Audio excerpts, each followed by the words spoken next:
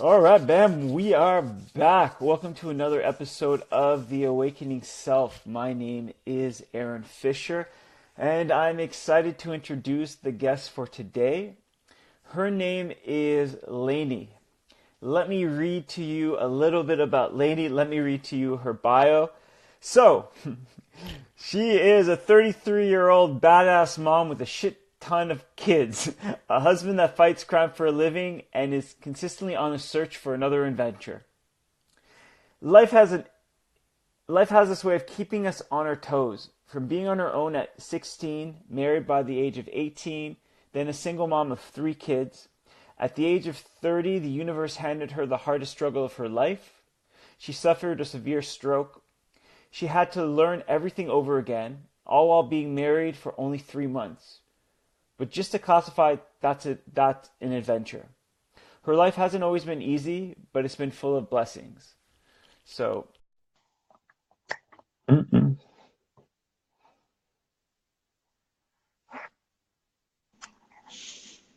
Yeah.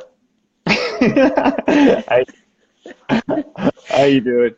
Good, how are you? I'm good. I still love that. This is one of my favorite bios. Like 33-year-old badass mom with a shit ton of a husband that fights crime for a living and constant. It's like the trailer of like an amazing new TV show that's gonna air online. I'm like, oh, I I can't know. wait to see this. This is amazing. Well, when somebody's like, hey, send me a bio, it's just kind of like everybody has the same bio, I feel like. You know what I mean? Like, I love my family, I love my life, blah, blah, blah. And I was like, the reality is, we do have a shit ton of kids. We have 5 kids. So when we're all together, it feels like there's like a million of them sometimes. So, and then what a better way to say my husband's a cop than he fights crime for a living. I So, like it. yeah. The power of reframing the words and like presenting them in different way. Yeah. Yeah. Makes it sound more interesting. Definitely does. So that was your bio. It's very interesting. Yeah, like just I'd love to like tell us about yourself, like your story, like how you got to where you are. Yeah. Okay. Well, so I was born and raised in Utah. I still reside in Utah.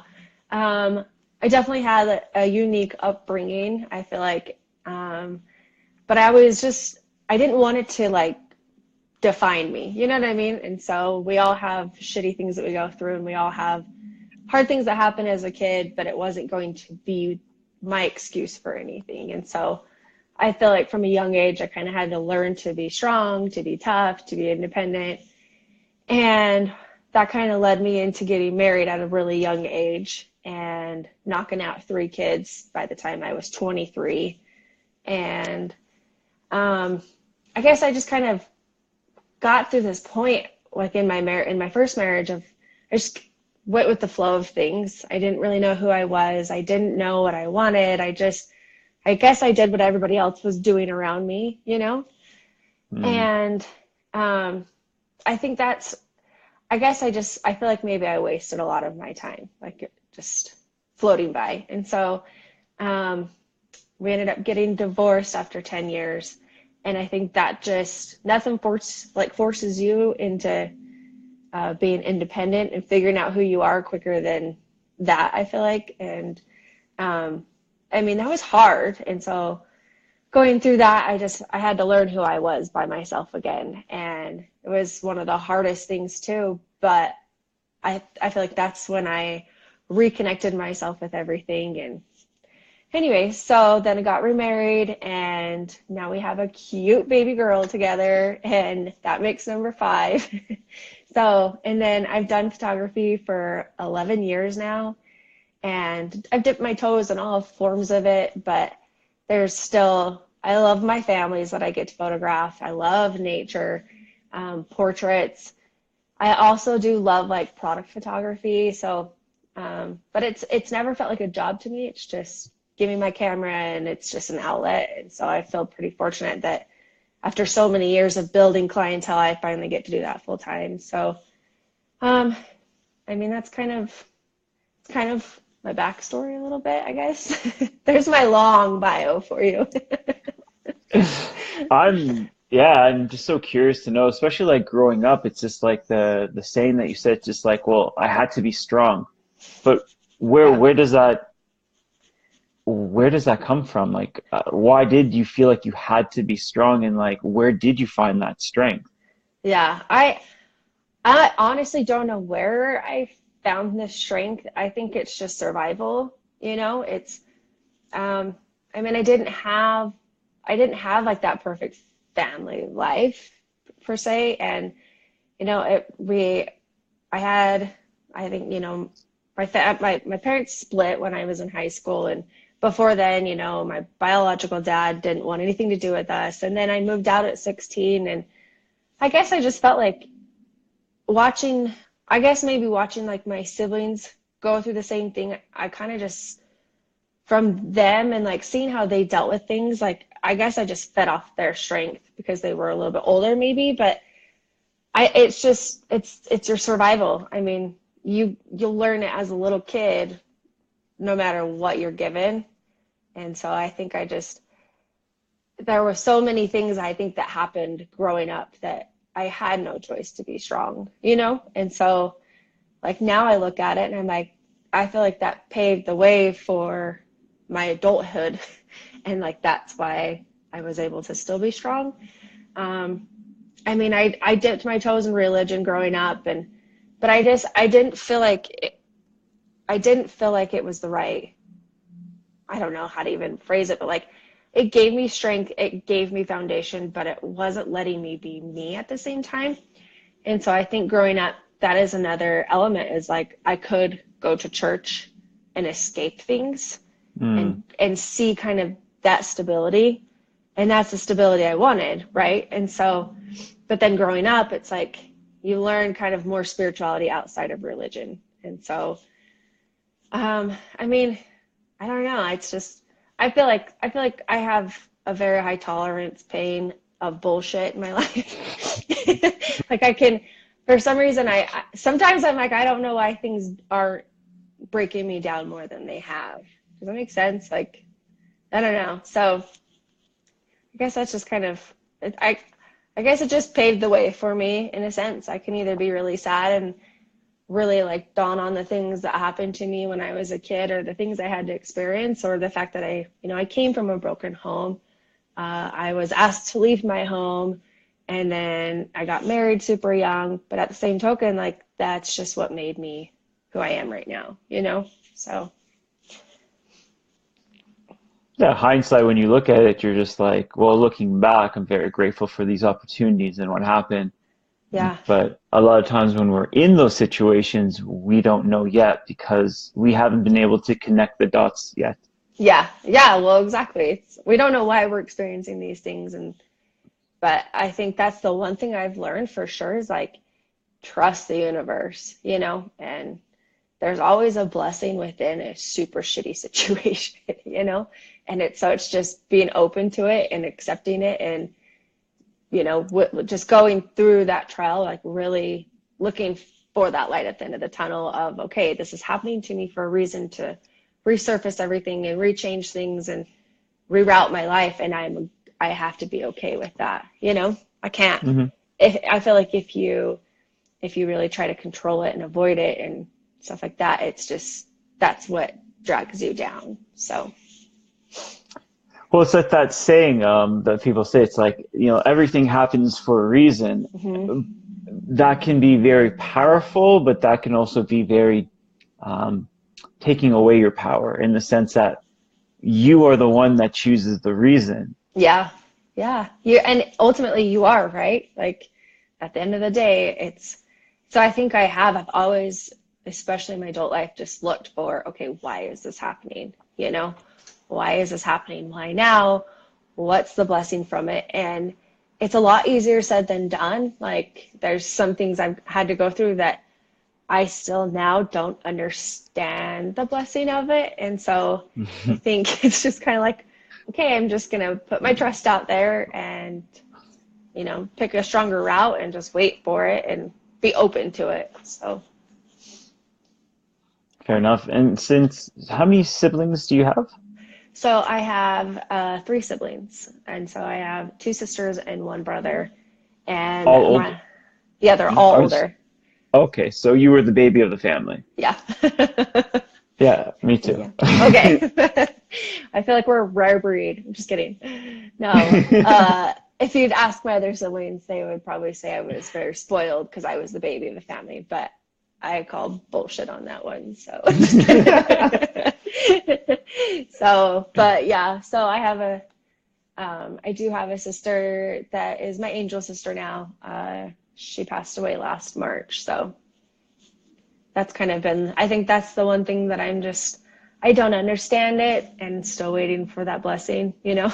So it's just, I don't think a lot of people will ever quite understand grief. And it's just, you just kind of wait to look for the bright side of things, you know? And I think that's been the biggest thing that I've had to dig deep and open my heart and try to figure out why this had to happen. And I don't know, I think that kind of resurfaced my inner spirituality because nothing breaks you down more than losing a sibling or, you know, anyone close to you. And I didn't really know how else to channel it or where to go with it. And so I kind of just started in on my spiritual work and my energies. And I think maybe that's the blessing from it, right? Is I dug deeper into all of that. But Yeah, when somebody really close to you passes away, it's hard. I grew up in a very like I grew up in a good area. Like I had good parents, but I was just a very curious kid that got in a lot of trouble, and I ended up hanging around certain people that ended up ODing, getting hit by cars, like drunk driving. I was very familiar with death and losing people at a very young age. And yeah, the question is, it's like, why them, not me? yeah, And yeah, you're trying to figure out. And then when you lose like my closest friend, like my best friend that I knew, I met in China when I lived there, he passed away a couple of years ago.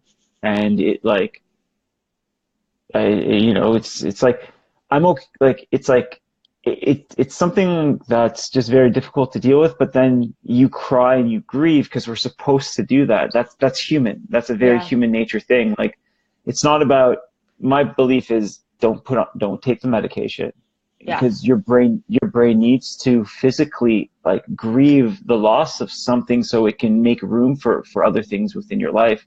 yeah, But yeah, at the time you're not like, oh, he passed away. I see the lesson. Life is yeah. so good. You're like, no, I'm gonna go cry for a while. Yeah, Um, and you really do, right? I think that's the thing is, and I'm not a crier naturally. I like to bottle that shit up and I like to do it by myself. And I think that definitely has made me realize like you'll be driving down the road and it's just going to hit you like that and you're going to start grieving, you know? But I was on the same page as you as like I'd lost her right before I had Frankie and then I had Frankie and that shifted my whole life. And I started dealing with a lot of postpartum depression. And I think it was just the combination of so much that happened so quick. And that was my thing. So I was like, I don't want to medicate. Like, I know I need to process this.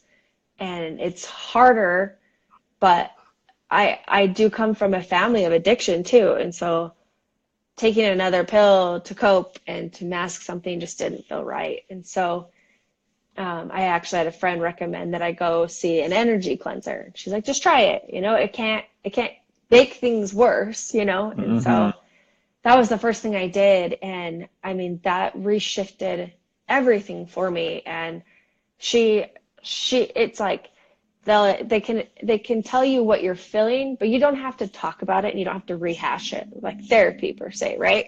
And it's not like medication where it's just being swept under the rug. And so I do feel like seeing her and like pinpointing those exact emotions that I was feeling and then just cleaning it out, right? And then being able Mm. to even come home to Mark and say, this is why I'm feeling this way. This is why I'm acting this way.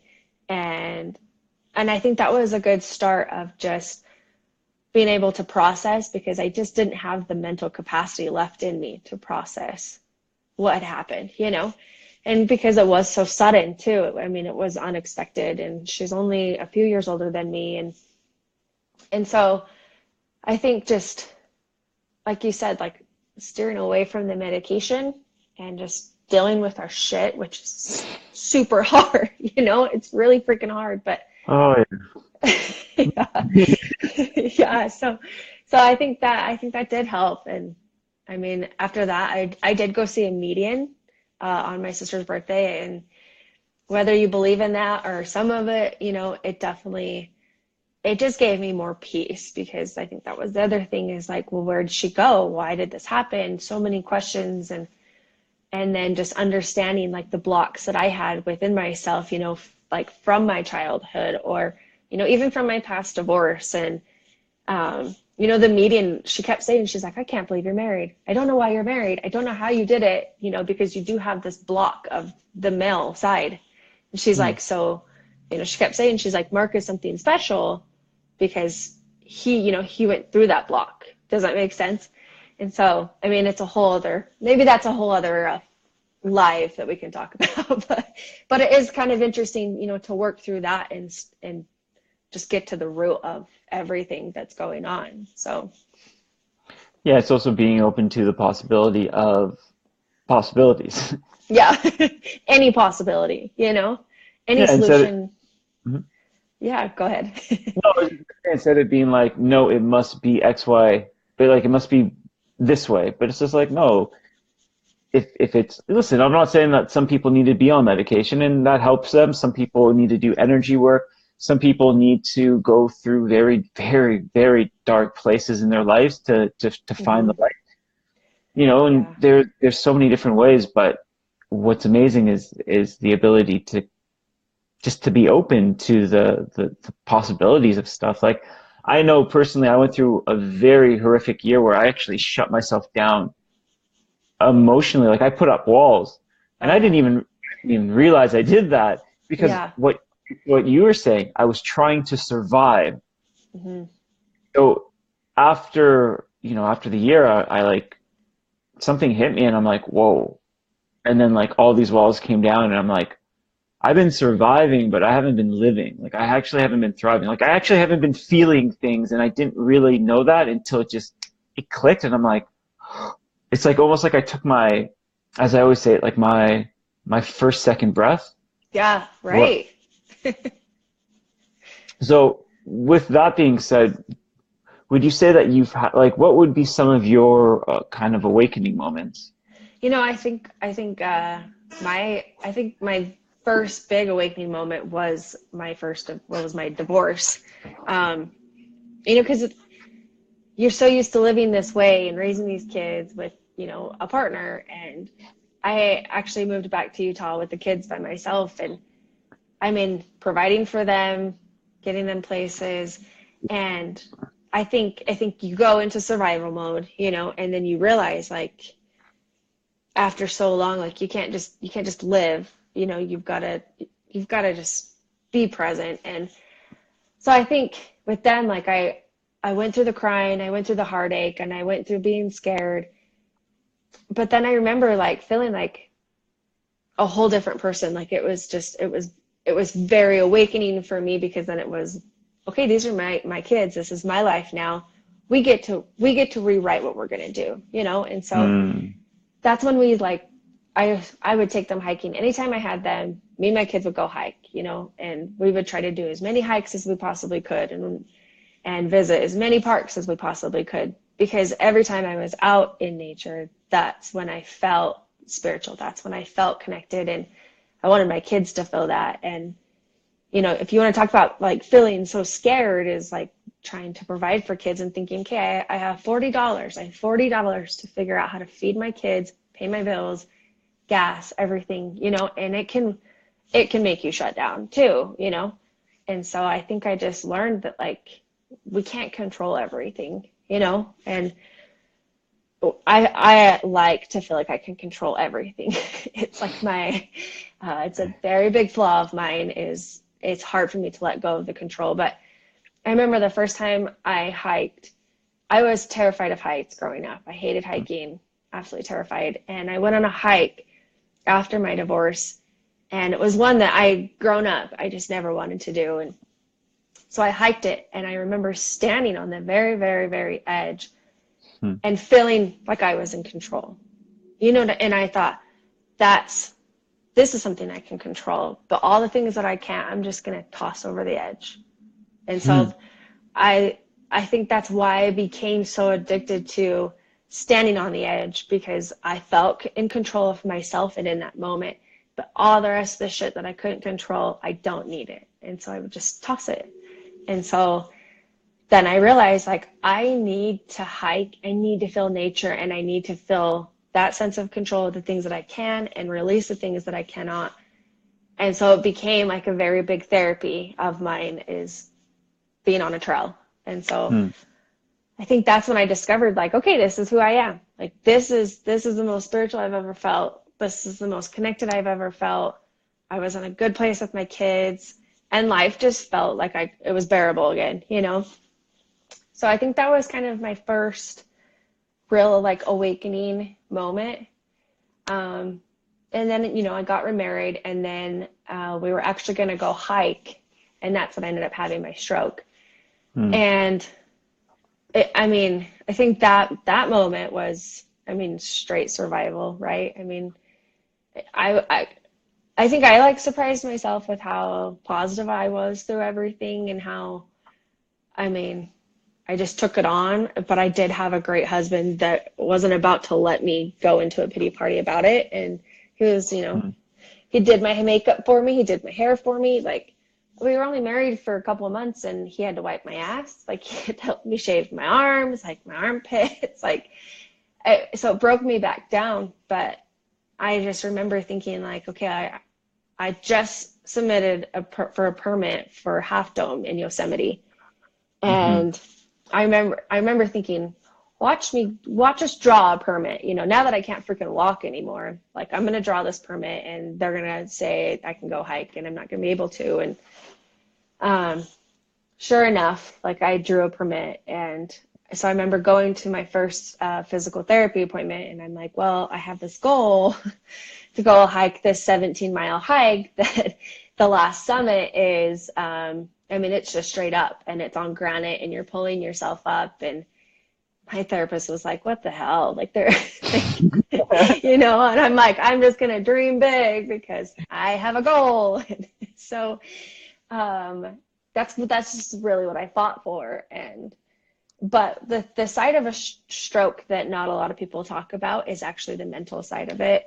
Um, Physically, it was freaking hard. Physically, it sucked, but mentally, it's in comparison with somebody that suffers a TBI. And so it shifts your emotions. All of a sudden, your senses are heightened. Noise becomes really hard, hurts your ears. Hmm. Uh, Big crowds give you anxiety. I couldn't remember people. I couldn't remember names. And so mentally, you go through a lot, but then you do go through a depression because of the way your brain is reconnecting, And so um, it was really hard, I think, mentally. I think it was harder mentally to go through it.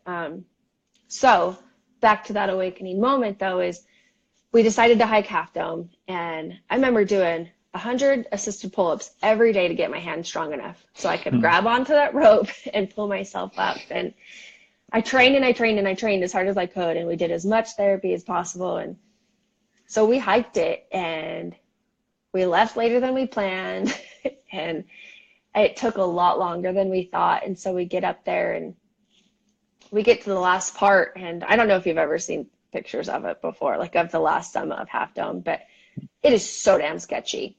And Hmm. when you see it in person, it's like, oh shit. Like, there's a lot of people that don't do the last summit. And luckily, like, we had carabiners so we could hook on to the rope. So if I did slip, like, I wouldn't fall off the mountain, you know? So, so anyway, so Mark's like, you're not backing out. Like, we're doing this. And so he actually would hook and rehook my carabiner every time for me, because you have to, like, go behind you and rehook it. And so we were climbing up, and midway, like my foot slipped, my left foot slipped, and it freaked me out. And then I just started crying, and he was like, go. Like, he was behind me. And it's a one way. So it's just a one way track up this granite slab. And so we go, and I get to the top, and I just go as fast as I can. And I think, I literally hit the ground sobbing.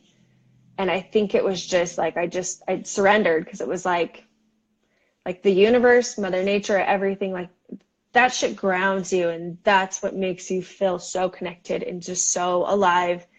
And like that moment, I don't think I'll ever forget that feeling, because it was so spiritual, because it was like, first of all, like, holy shit, I just did this. And, and it's just, if you put your mind to something, like, the mind is a very powerful thing. And I mean, not a lot of people even fully recover from a stroke, let alone go do a 17-mile hike, and so I did. I sat and cried, and like, Mark took video of it and stuff, but I'm just like sitting there, with my hands like this, and I'm just crying. And it's just, I felt so grounded again. And I felt like, okay, like, I can do this. Like, it was just a totally reconnection for me, and just boosted my spirits. And I think that's just when I knew, like, my spiritual place is nature. And so it was a pretty interesting and like amazing experience. And then, even coming down the mountain, it was like my knee, I had double wraps on my left knee. I had to take ibuprofen because of the pain I was in.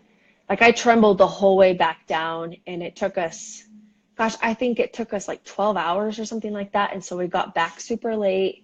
And so, like, even my mother-in-law was freaking out, because, we told her we were leaving, but then both of our phones died. We never told her that we returned. But we'd returned so late, and we didn't have any food, because we were like, oh, we'll get done on time, and then we'll go get, dinner in town. And we didn't. So we had like Swedish fish and some beer, because that's all we had left. Like, we didn't plan, but it was so great. And it was just like, I had my person with me, and like, we did it together, and we survived that stroke together. And it was just like, it was such an uplifting moment. So Yeah. it's pretty interesting. It's just, I feel like a lot of people lose sight of, like, the superficial side of, what they think might be spiritual, or what, you know what I mean? But it's like, in reality, like, the universe gave us nature. The universe gave us, like, this ground to walk on, and these mountains to go, explore, the beach, whatever your choice is. But it's just, it's not hard. It's just like, go out there and do it, Go out there and experience it, and try it, and take off your shoes and feel it, Yeah. I'm a big believer of going back to nature and the power that nature has. I believe that we need to go out. We need to go for walks. We need to be around trees, mountains. It's just in us. There's something so therapeutic about being out there, where you hear people that will do the Camino, that they'll walk from one place to another. They'll do about 300 kilometers. Some people started without the ability to properly walk, and by the time they finish, all of a sudden they're miraculously healed, or there's something that happens. But I think what a lot of it has to do with what you said. It's like surrender. What does that mean when you say, like, the word surrender? Like, when you said you finally, or you surrendered? Yeah, I mean, and I've always called it surrendering. It's just giving your soul to Mother Nature. Does that make sense? Like, your walls are gone. Everything in your mindset that you thought, I couldn't do this, or this isn't right, or this isn't what I was raised doing. You literally just surrender your soul, your mind, your body to Mother Nature or the universe. And you're just, here I am. Like, I believe it. I feel it. Like, it is like, you surrender every inch of yourself, and there's no more walls. There's just no more fronts put up. It's like, that's just who you are, Yeah, I get it. But it's interesting, because every individual that we speak, like, I get the opportunity and the honor to speak to, they talk about there is a moment in their lives where they just surrender. Yeah. And the thing is, it's like, the one thing I always try and get people to understand is, surrendering is not giving up. No, no, no, no. Surrendering is letting go of all your beliefs and everything that no longer serve you. Yeah. Yeah, absolutely, right? Like you're just let go of that shit, let go of everything you thought you knew and welcoming in a whole different life, but it Mm, is, I do feel like if you can't surrender, you fully can't welcome in, a change of pace, a change of life. And I think like that surrendering moment changed everything for me. And it changed. I mean, it changed like that depression that I felt. It changed like the blocks of I'm never going to walk again. I'm never going to feel this again.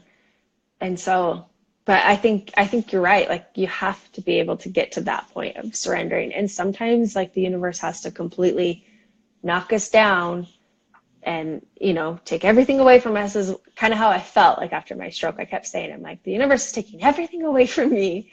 And, but sometimes that's the point that you have to get to, right? To be able to surrender. yeah, I agree.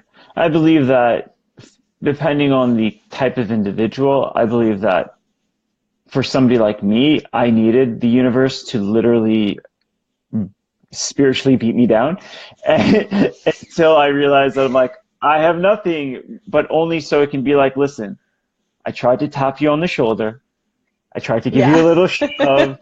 Like I even tried to trip you that one day, but it's just like you just didn't listen. So I know Yeah. you want to do stuff. So what I'm going to do is I'm going to spiritually beat you down until the point where you feel like you lost everything. And then all of a sudden you'll be like, huh, I feel like the universe is trying to speak to me. And then you'll Yeah. probably do something about it, right? Yeah. It's so true, right? It's just, and I think that's what I'm saying is like with every hard, shitty time, there is this blessing, right? That's the universe knocking us down, reminding us like you're getting too confident, like cocky in this, or you're forgetting, these surrender moments, these awakening moments, these spiritual moments. You're forgetting everything. So let's kick you on your ass and reset you. And I think that's, if you can understand that and truly believe in that, your trials are not as daunting as you think that they might be before all that. You know what I mean? Like it's like I have gone through like more shit than most people can ever even imagine, but I think I've always just looked forward to the blessing of it. Okay, what's the universe trying to give me now that I have to get to this point, or what is it trying to remind me? And so you have to have a very trusting and understanding of what's going on and why it's going on, but I think it does. Like if it doesn't knock us back down, we can't get back up, right? And come back even stronger. So Yeah. It's interesting. There's all these sayings, but I believe that the universe tailor makes it for us because it's like, listen, what you're going through, another person can handle, but I know yeah, you can handle it. So I'm going to give it to you the way that you need to be present. Because, like, once again, some people could just get a slap on the wrist and they're like, oh, I see what happened. And then some people yeah, need to, like, get, like, physically, spiritually beaten down until, like, they can't breathe. And they're like, oh, I see. right. I know.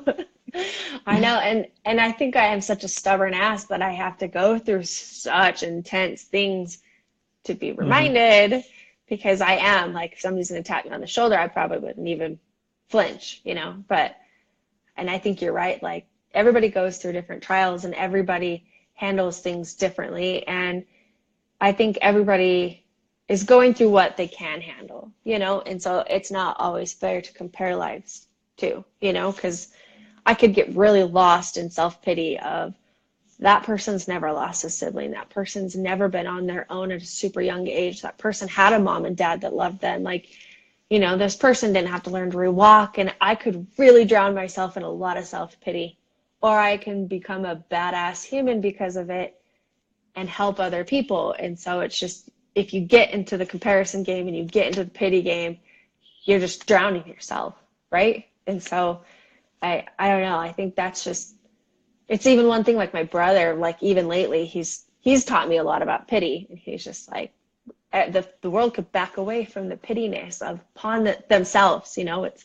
We shouldn't pity other people. We shouldn't pity ourselves, because that's exactly what's going to drown us. And so it's been interesting to listen to him speak of it. And it is like inspiring to me, because I'm like, okay, am I full of pity, or am I just sad for a moment, And so it's just being aware of your emotions and what you can do about them. It makes a big difference. Yeah, it really, really does. And that's why the power of storytelling and people to share their story help you to better understand. Because you're like, oh, but nobody would understand my pain or my struggle. Like, I'm so broken. I'm not Yeah. enough, And then you hear somebody else's story and you're like, oh shit, I'm good. Yeah. Yeah. Oh no, I am enough. I am enough. It's like, I'm good. I'm good. Thank you. Yeah. But there is that point where you need to feel sad and you need to kind of get it up. But there's also the idea that you're not alone. Yeah. And that we're all going through our own little struggles and pains and things that go on. And feeling bad for yourself, sometimes you can use it as a tool, because you're like, oh, I'm not good. And people are like, no, let me help you. But if you get so caught up into that, it doesn't really flourish the individual that you are. If you're just more into, I feel bad because that's good. So what am I going to do with it? And then move on to your direction.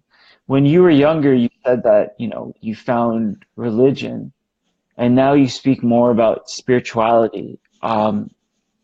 What is there so I have a couple questions. One, what's the difference between religion and spirituality? And two, why the change into one into the other?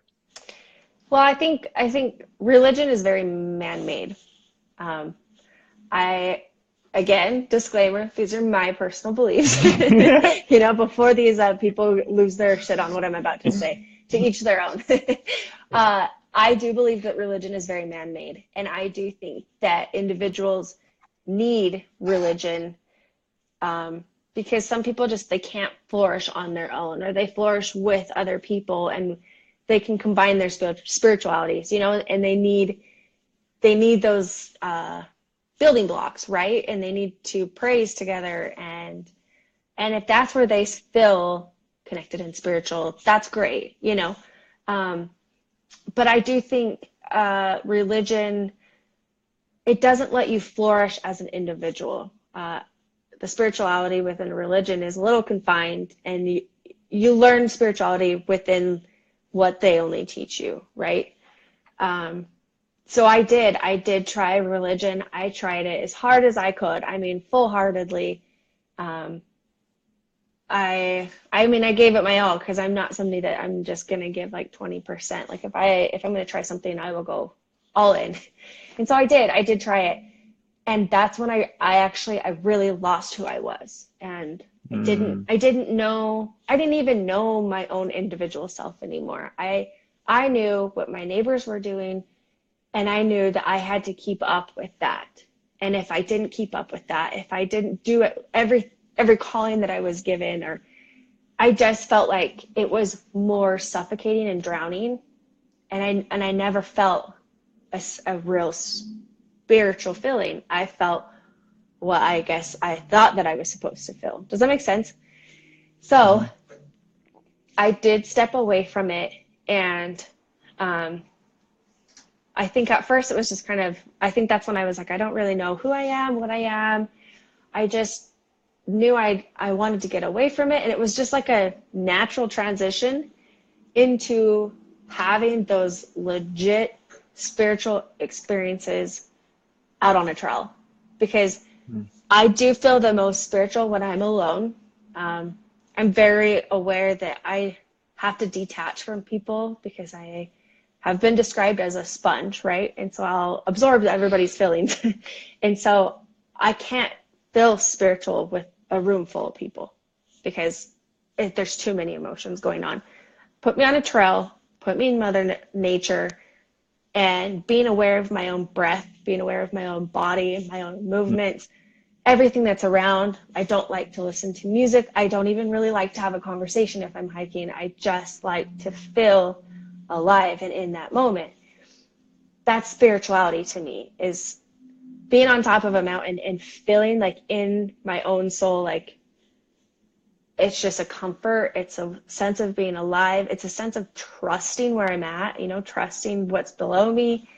And so to me, it was just, like I said, like religion, it's a good building block, I think, to teach kids to get into the habit of finding things that, are good for their body, or, those standards, or, foundations. But I think as an adult, we have to flourish into our own spirituality outside of a religion.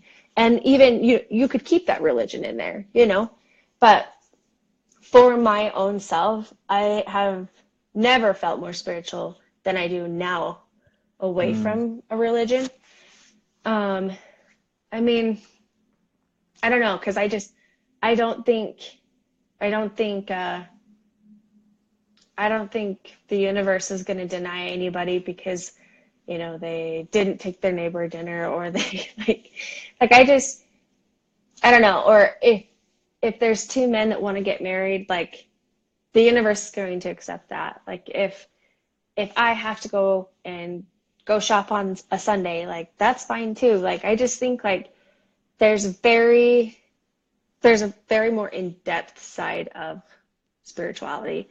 Religion is just like rules to keep people from doing bad shit. And I'm all about that, Like I fully support it, but I think I just needed something deeper, and I needed something that was more real, and I needed something on my own. And so that's why I took a big step back and just kind of reset into like what would work for me.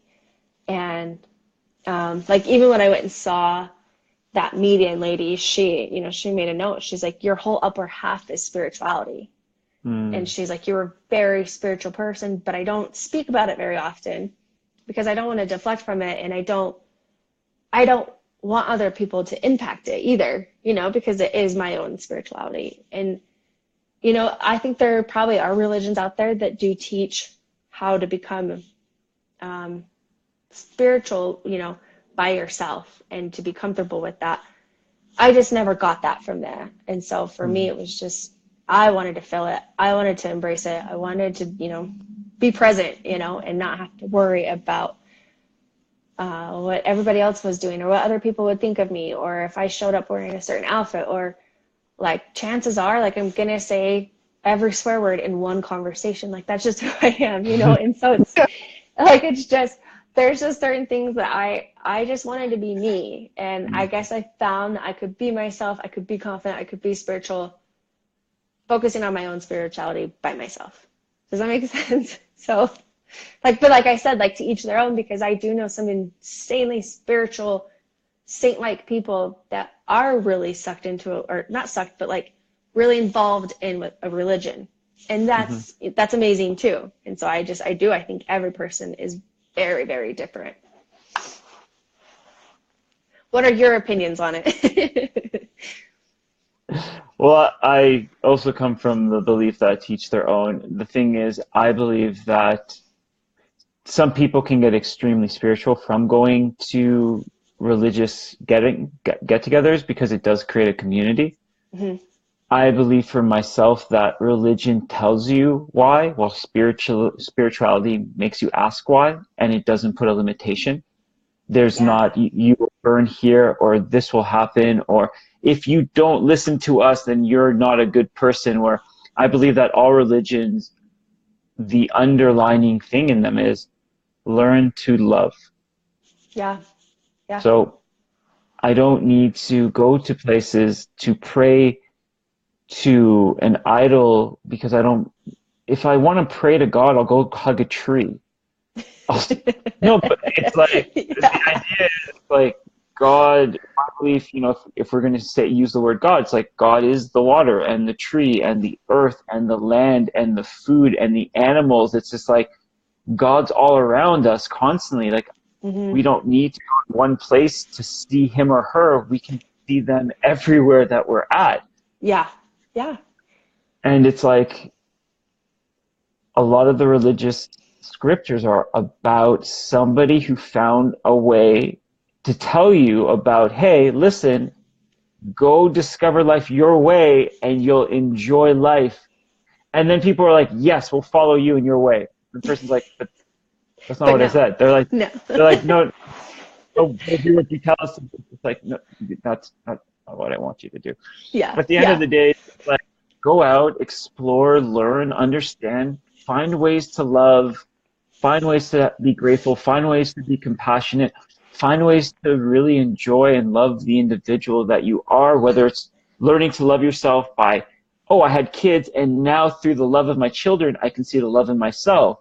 Hmm. Or the love of nature, that tree is so beautiful, maybe I'm also very beautiful. It's like all these things that are out there that are Yeah. literally the reflection of who we are. So is spirituality the right way for everybody? Maybe. Is religion? Maybe. But the right way is if you're doing one or the other and you're not you feel ashamed, you feel like you feel as if you're not truly feeling great inside, then there's a question to be asked. Because if you're like, well, they're telling me to do this, but I don't feel like that's the individual I am, then go explore that feeling. Yeah. Yeah. Yeah, because Yeah. I believe that that's the only way you'll know. From your bio that I read, it's just like you love going on to all these adventures, and yeah, because the adventures lead you to kind of your own path. It's not about getting to the destination; it's about traveling and enjoying the journey and getting dirty and having all these things and being like, whoa, so that's why all that stuff happened. Instead of somebody being like, let me tell you why that all happened, you're like, but you're not me. Yeah. Yeah. Exactly. Like everybody's so different, right? Everybody's going to go through different things and they're going to have different reasoning, but I think you're totally right. Like you nailed it. Is like the adventures are like, it's not about that end destination. It's about that, building up my character and like refueling my soul and making those memories. It's just all those things that just make me who I am. Like that's my adventure. And like there was this one time that when me and Mark were dating, we called his parents that live in California. We're like, okay, we're gonna come visit. And so we took a different route through some mountain passes and stuff. And so we just hopped in his car and we just start driving and we ended up getting kind of tired. So we're like, maybe we'll just stop. And it was dark. So we stopped in this town and we just get a room. Well, we wake up and we're like, where the hell are we? Like the most beautiful town I have ever seen. This tiny little ski town, huge trees. And we were like, okay, so let's explore. So we ended up taking, I felt like every exit we possibly could. Let's Hmm. go see what's on this exit. Let's go see what's on this trail. And we explored and explored and explored, and we never made it to his parents' house. I mean, we called him and we were like, so turns out like we haven't even gone through the passes. Like we really like where we are, but we were both so okay with that. Like our Hmm. end destination, like it was okay to change our plans and we weren't so set in our ways and set in our routines and this is where we have to go. It was like, no, like it's okay. Let's go experience all these things together. Let's go see the world.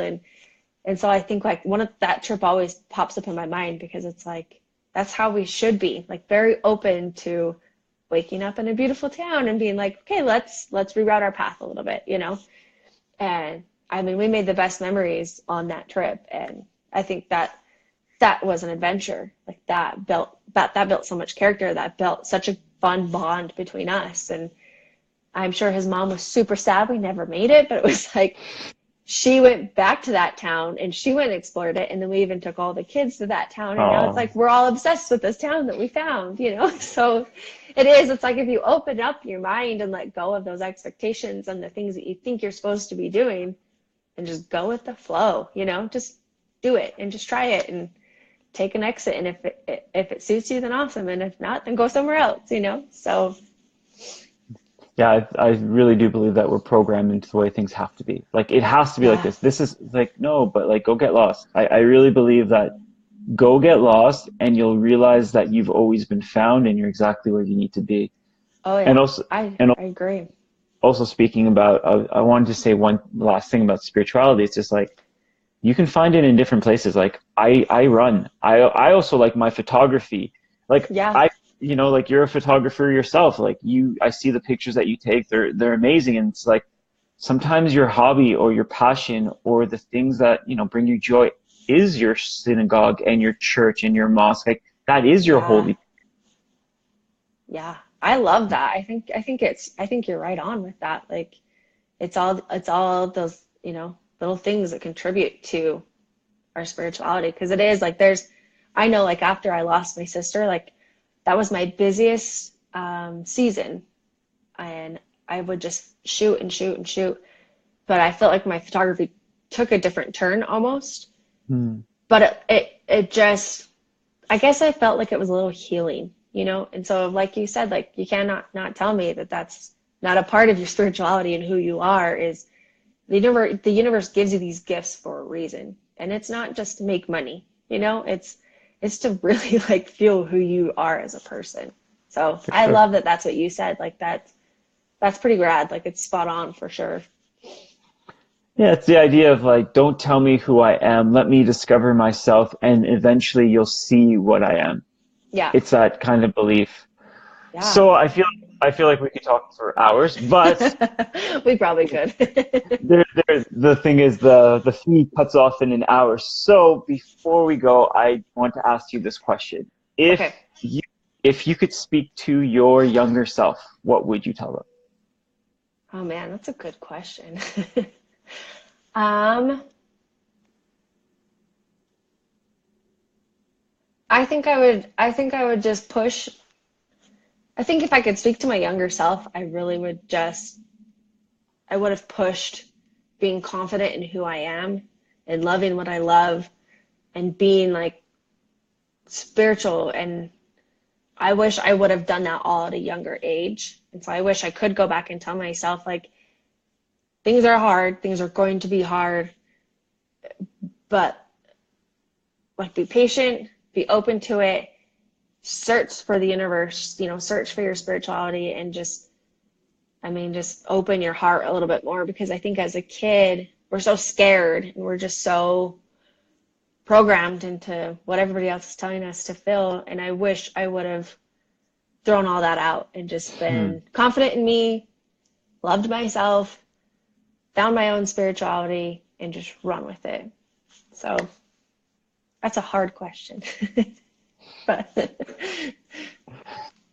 So before we go, I just want to acknowledge you as the person. You know, I only met you because you posted that video of you after the stroke walking, and I'm like, holy shit, the world needs to see this. It's like, oh, look what she's doing. Like but like you weren't moving away from it in the video that you had. You were moving towards it. You were showing people the difficulties, but you were putting yourself out there. And since taking that video and, you know, posting it, like there's over 350,000 people that have seen it. Like countless amount of people are like, thank you, you inspired me, let me talk about my stroke. Like just yeah, by you being who you are, you opened up this channel for people to express their story and who they are and their, like the things that they're going through. And like, you know, I just want to acknowledge you for, you know, the strength for you to do that, because by you putting yourself out there in the most vulnerable way, which is also very courageous, you've actually inspired a lot of people to do the exact same. So yeah. yes, I just want to say thank you so much for that and for being who you are.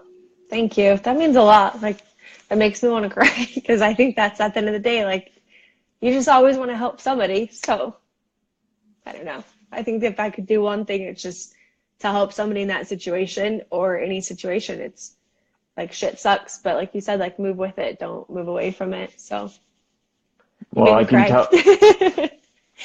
Well, I can tell you one thing, you definitely are, because I'm the one that I read those messages constantly, and I have people sending me messages because they, it's almost like you've allowed people to take that breath that they didn't think they were allowed to take, and to see Yeah. somebody do it was just phenomenal. And there's a lot of love and there's support. Like there's Mark in the video as well, and he's cheering you on. It's just like it's a very beautiful, touching thing. And you know, I'm just very grateful that you know I was introduced to you and to like got to meet you and see the video and like be able to share it and like just be part of that inspirational thing that's been created. So thank you. So before we go, because we have a minute, where can people find you? So you have your Instagrams, right? Yeah, so I have my Instagrams, it's Lainee Biehl, or I have my photography one, it's Lainee Biehl Productions, and then Facebook is Lainee Biehl, and then I have a Facebook for my photography of Lainee Biehl Photography. So that's kind of where I usually hang out.